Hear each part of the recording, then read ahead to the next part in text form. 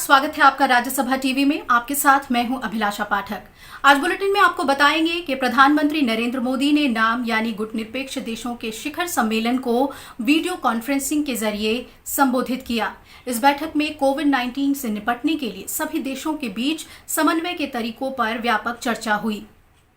साथ ही हम बात करेंगे कि आज से लॉकडाउन 3 की शुरुआत हो गई है। तीसरे चरण में क्या कुछ रियायतें मिली हैं जोन के मुताबिक, इस पर हम चर्चा करेंगे। पूरे देश में कोविड-19 को लेकर क्या स्थिति है, गृह मंत्रालय और स्वास्थ्य मंत्रालय ने क्या कुछ जानकारियां साझा की हैं। साथ ही आपको बताएंगे कि दुनिया में कोविड-19 की क्या स्थिति है। तो आइए बुलेटिन की शुरुआत करते हैं अहम खबर के साथ। कोरोना महामारी से निपटने के लिए भारत दुनिया भर के देशों के बीच मजबूत सहयोग पर जोर दे रहा है। आज प्रधानमंत्री नरेंद्र मोदी ने गुटनिरपेक्ष देशों के शिखर सम्मेलन में वीडियो कॉन्फ्रेंसिंग के जरिए भाग लिया। इस बैठक में कोविड-19 से निपटने के तरीकों पर समन्वय बिठाने पर व्यापक चर्चा हुई। इस वर्चुअल सम्मेलन में कोरोना वायरस महामारी के खिलाफ लड़ाई में सदस्य देशों के बीच समन्वय के तरीकों पर चर्चा की गई। सदस्य देशों को संबोधित करते हुए प्रधानमंत्री मोदी ने कहा, कोविड-19 को मात देने के लिए दुनिया भर के देशों को एक साथ आना होगा। प्रधानमंत्री ने गुटनिरपेक्ष देशों के संगठन से अपनी प्रासंगिकता बनाए रखने के लिए बदलती वैश्विक चुनौतियों के अनुसार अपना ध्यान केंद्र भी बदलने की बात कही।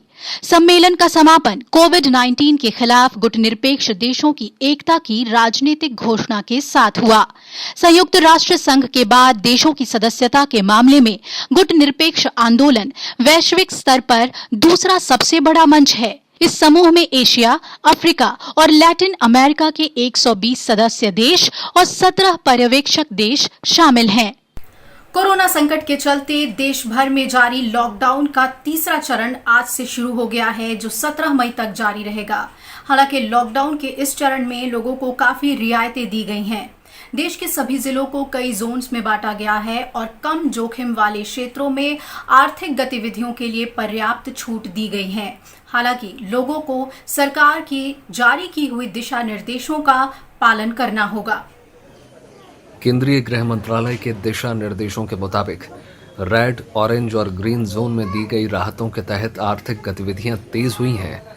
दिल्ली, मुंबई, चेन्नई समेत देश के दूसरे बड़े शहरों में भी लॉकडाउन के तीसरे चरण के तहत मिली सीमित छूट का असर पहले दिन देखने को मिला, जबकि ऑरेंज और ग्रीन जोन में दुकानें खुली और दफ्तरों में कामकाज के लिए लोग आते जाते दिखाई दिए। बाजारों में 2 गज दूरी का ध्यान रखते हुए लोगों की भीड़ और बढ़ी हुई आवाजाही भी दिखाई दी। हालांकि रेड जोन में कोरोना संक्रमण के फैलाव को काबू में रखने के लिए अभी भी कई तरह की सख्ती लागू है। देश में सभी जिलों को रेड, ग्रीन और ऑरेंज जोन के रूप में चिन्हित किया गया है। जोन के अनुसार लॉकडाउन के नियमों में छूट प्रदान की गई है। जिलों का वर्गीकरण स्वास्थ्य मंत्रालय राज्यों और केंद्र शासित प्रदेशों के साथ हर सप्ताह या आवश्यकता अनुसार उससे पहले साझा करेगी। नए दिशा निर्देशों में जोन वाइज कुछ प्रतिबंध हैं तो रियायतें भी दी गई हैं। जहां प्रतिबंध कोरोना संक्रमण को विफल करने के लिए अति आवश्यक हैं, वहीं व्यापक समीक्षा के बाद लॉकडाउन में दी गई ढील देश की अर्थव्यवस्था को कार्यात्मक बनाने, वाणिज्यिक गतिविधियों में तेजी लाने और कामगारों को रोजगार उपलब्ध कराने की दृष्टि से की गई हैं। केंद्र सरकार के आदेश के अनुसार लॉकडाउन के तीसरे चरण में देश भर में कई तरह के प्रतिबंध लागू रहेंगे। सभी जोन में हवाई, रेल, मेट्रो और सड़क मार्ग से अंतर्राज्यीय आवागमन पर प्रतिबंध जारी है। हालांकि कुछ विशेष कार्यों के लिए परिवहन का इस्तेमाल किया जा रहा है। स्कूल, कॉलेज और अन्य शैक्षणिक संस्थान भी बंद रहेंगे। सिनेमा हॉल, मॉल, जिम और स्पोर्ट्स कॉम्प्लेक्स भी नहीं खुलेंगे। धार्मिक, सामाजिक और राजनीतिक सभाएं करने पर रोक जारी है। होटल और रेस्टोरेंट जैसी सेवाएं शुरू करने की फिलहाल अनुमति नहीं दी गई है। सभी जोन में 65 वर्ष से अधिक उम्र के व्यक्ति, गर्भवती महिलाएं और 10 साल से कम उम्र के बच्चे घरों में ही रहेंगे। हालांकि आवश्यक और स्वास्थ्य कारणों में छूट मिलेगी। कंटेनमेंट जोन में लोगों की आवाजाही पूरी तरह प्रतिबंधित रहेगी। आवश्यक सेवाएं घरों पर ही उपलब्ध कराई जाएंगी।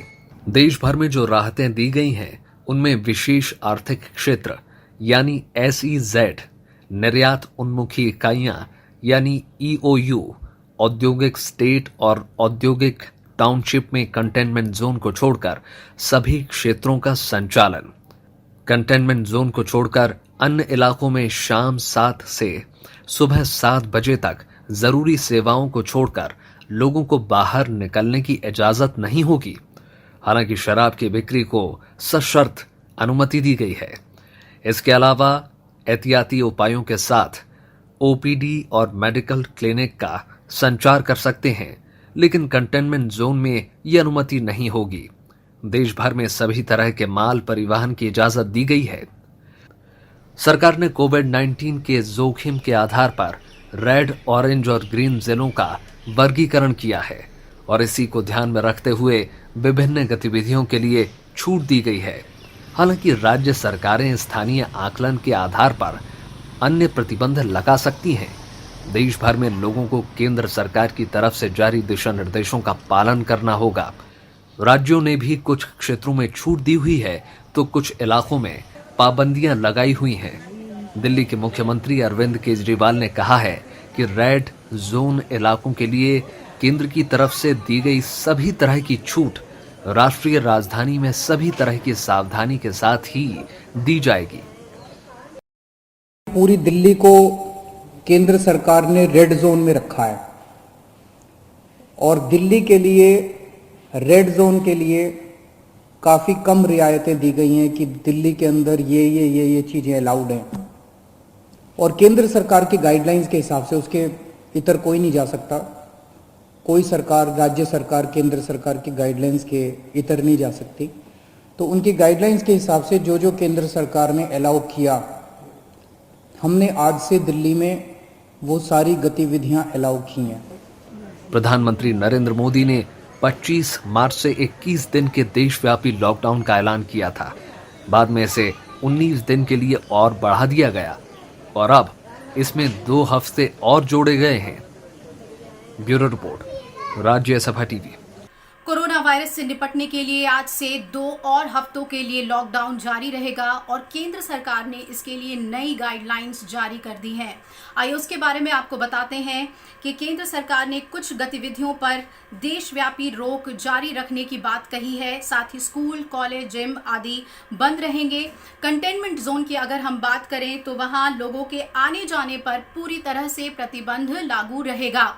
साथ ही गृह मंत्रालय ने राज्यों को ये सुनिश्चित करने को कहा है कि अंतरराज्यीय कार्गो के आवागमन में कोई समस्या नहीं होनी चाहिए और इसके लिए गृह मंत्रालय ने कंट्रोल रूम 1930 और NHAI हेल्पलाइन नंबर 1033 जारी किया है और इसका उद्देश्य है कि लॉकडाउन में ड्राइवरों और ट्रांसपोर्टरों की ओर से अगर कोई भी शिकायत हो तो इन हेल्पलाइन नंबर्स के इस्तेमाल के जरिए वो शिकायत दर्ज करा सकें।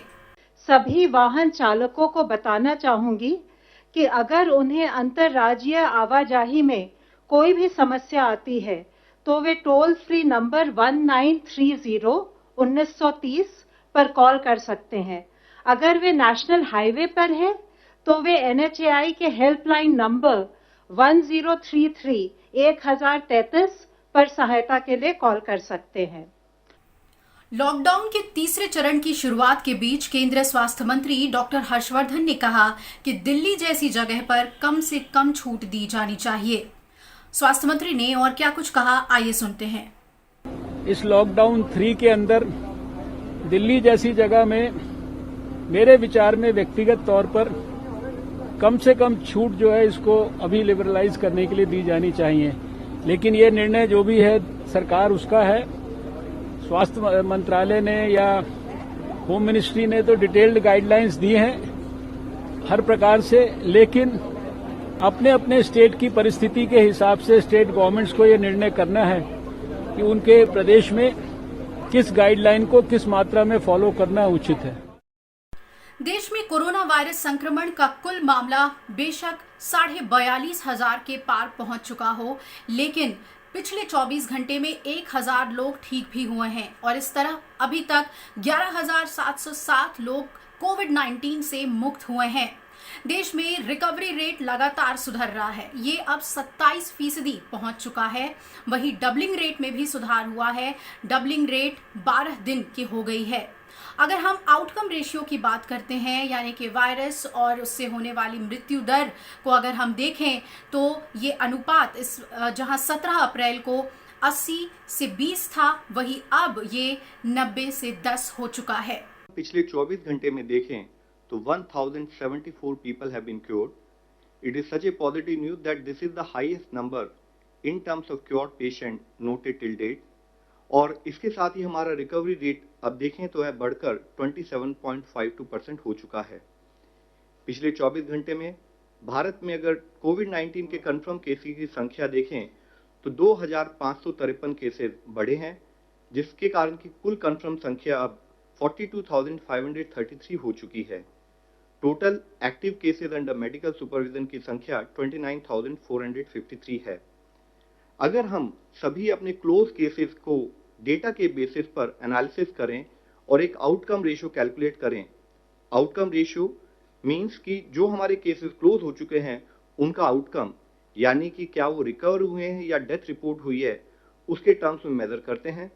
यह हॉस्पिटल में क्लिनिकल मैनेजमेंट के स्टेटस को इंडिकेट करती है।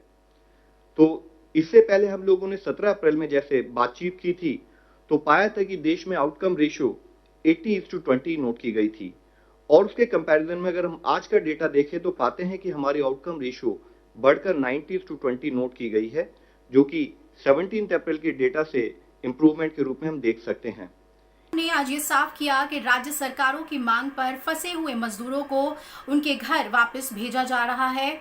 इस काम के लिए 85% खर्च रेलवे मंत्रालय उठा रही है, जबकि 15% खर्च राज्य सरकार वहन कर रहे हैं। As far as people who are there, जो हमारे माइग्रेंट लेबरर्स थे, हमारी गाइडलाइंस ने क्लियरली कहा है कि इन्फेक्शियस डिजीज मैनेजमेंट के भाग के रूप में जो मनुष्य जहां है वहीं रहे। उसके बाद based on the request given from states for particular cases, उन्होंने जब गवर्नमेंट ऑफ इंडिया से रिक्वेस्ट की तो उसके बेसिस पर स्टेट की रिक्वेस्ट के तहत उन लोगों को स्पेशल ट्रेन चलाने की हमने परमिशन दी।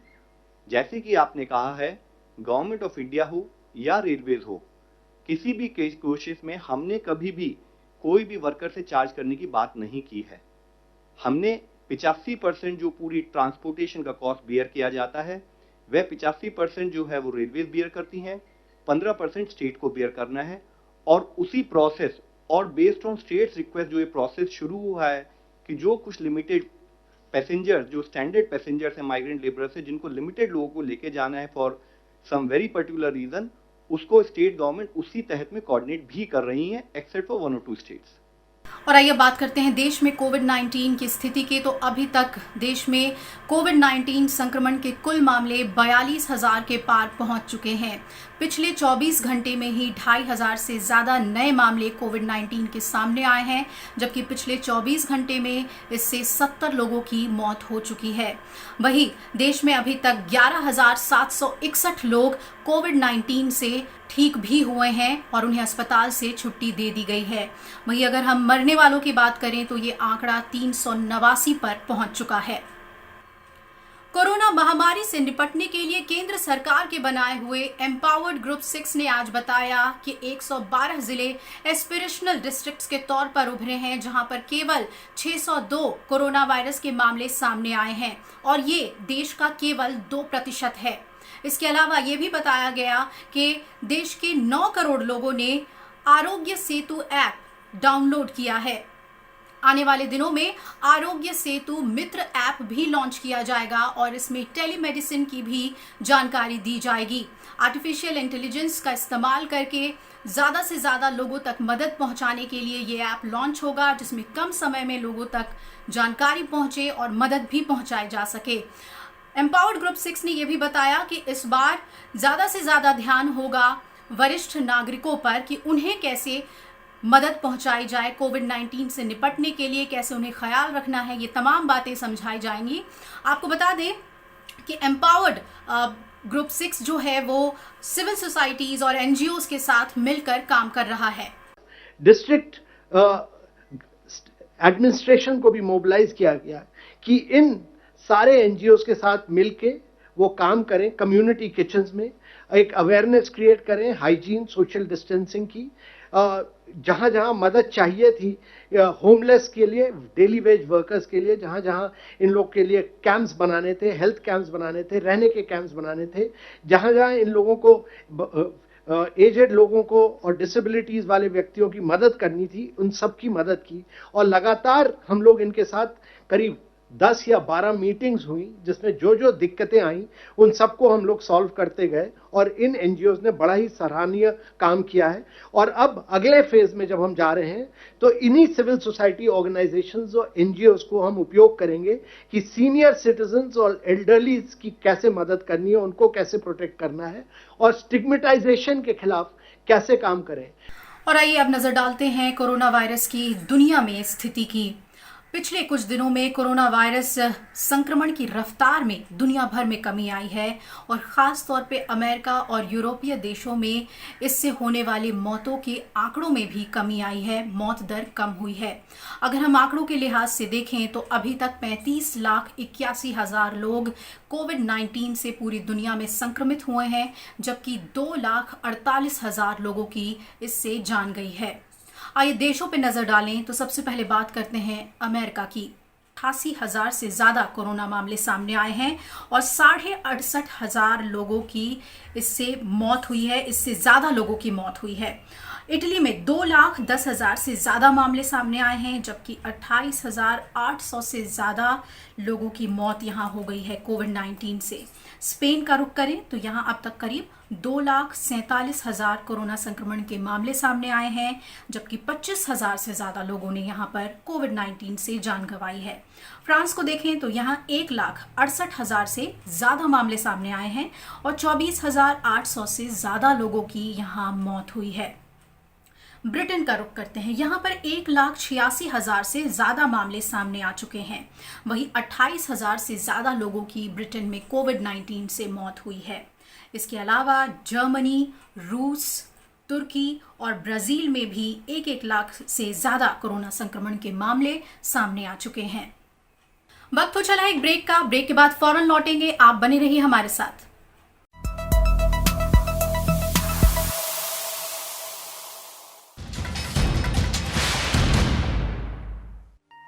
मुझे विश्वास है हर हिंदुस्तानी इस संकट का न सिर्फ सफलता से मुकाबला करेगा, बल्कि इस मुश्किल घड़ी से विजयी होकर निकलेगा। आप अपना ध्यान रखिए, अपनों का ध्यान रखिए और आत्मविश्वास के साथ कानून नियमों का पालन करते हुए, पूरी तरह संयम बरतते हुए विजय का संकल्प करके हम सब इन बंधनों को स्वीकार करें।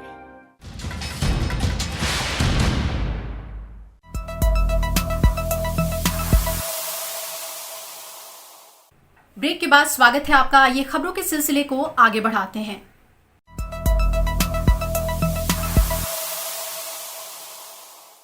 कोविड-19 और लॉकडाउन की वजह से पैदा हुए ताजा हालात के बीच उपराष्ट्रपति और राज्यसभा के सभापति एम वेंकैया नायडू ने आज राज्यसभा सचिवालय के अधिकारियों के साथ व्यापक विचार विमर्श किया। 1 घंटे तक चली इस बैठक में उपराष्ट्रपति ने राज्यसभा सचिवालय और उपराष्ट्रपति सचिवालय के कामकाज की समीक्षा भी की। सभापति ने अधिकारियों से खर्च में कटौती सुनिश्चित करने को लेकर प्लान की जानकारी ली। राज्यसभा के महासचिव देश दीपक वर्मा ने बताया कि इस वित्त वर्ष में करीब 80 करोड़ की बचत का लक्ष्य निर्धारित किया गया है। महासचिव देश दीपक वर्मा ने बताया कि 2020-21 के लिए सचिवालय के लिए आवंटित 423 करोड़ में से 60 करोड़ रुपए के बजट की कटौती की पहले ही पहचान की जा चुकी है।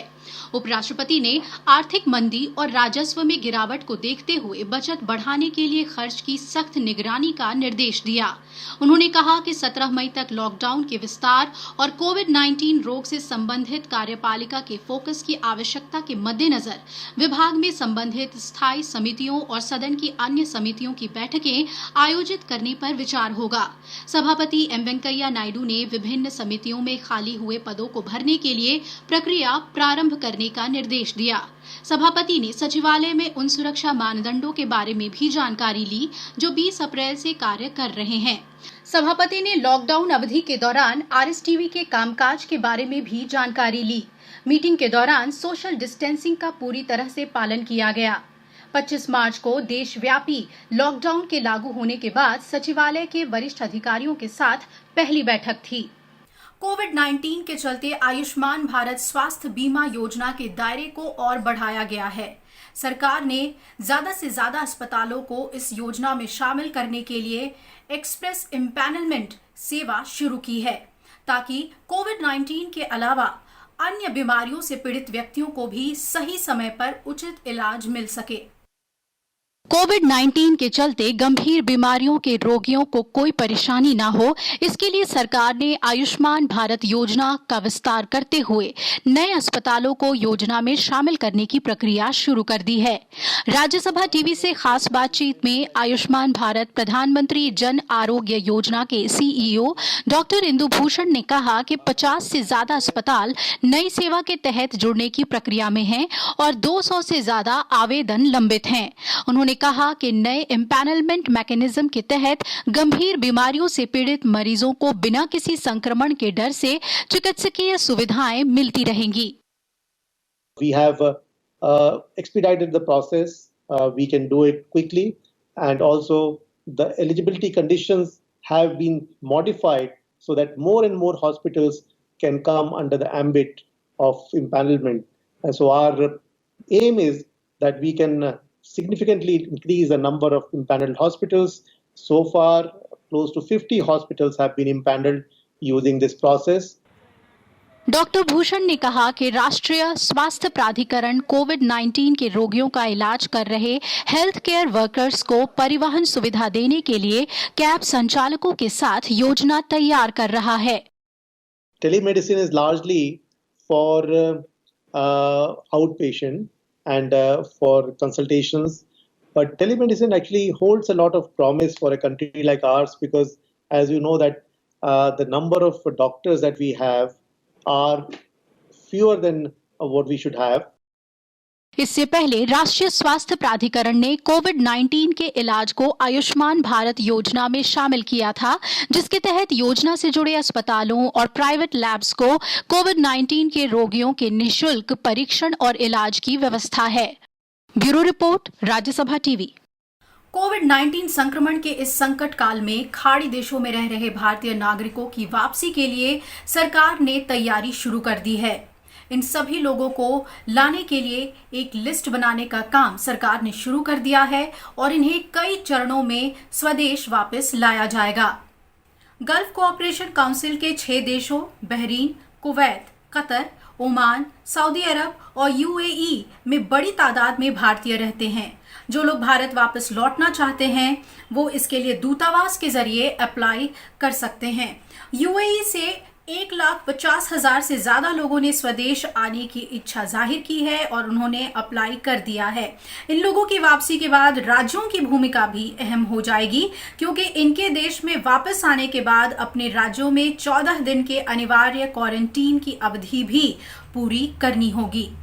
स्वास्थ्य मंत्रालय ने तंबाकू उत्पादों को लेकर सोमवार को अधिसूचना जारी की है। नई अधिसूचना के मुताबिक तंबाकू उत्पादों को अब अपने पैक के ऊपर नई स्वास्थ्य चेतावनी जारी करनी होगी। 1 सितंबर 2020 से नई गाइडलाइंस जारी हो जाएगी। स्वास्थ्य मंत्रालय ने साफ किया कि तंबाकू उत्पादों की कंपनियों को यह सुनिश्चित करना होगा कि उत्पाद के पैक पर 2 तस्वीरें लगाई जाएंगी और ये तस्वीरें तंबाकू से होने वाली खतरनाक बीमारियों के बारे में जानकारी देने के लिए होंगी। महाराष्ट्र विधान परिषद की 9 सीटों पर होने वाले चुनाव के लिए आज अधिसूचना जारी कर दी गई। महाराष्ट्र विधान परिषद की 9 सीटों के लिए नामांकन की आखिरी तारीख 11 मई होगी। 12 तारीख को नामांकन पत्रों की जांच होगी। चुनाव से नाम वापस लेने की तारीख 14 मई घोषित की गई है। 21 मई को सुबह 9 बजे से शाम 4 बजे के बीच मतदान होगा। उसी दिन शाम 5 बजे से मतगणना होगी। महाराष्ट्र विधान परिषद की ये 9 सीटें 24 अप्रैल को खाली हो गई थी, लेकिन कोरोना वायरस महामारी के कारण चुनाव टालने पड़े थे। महाराष्ट्र में विधान परिषद में कुल सदस्यों की संख्या 78 है।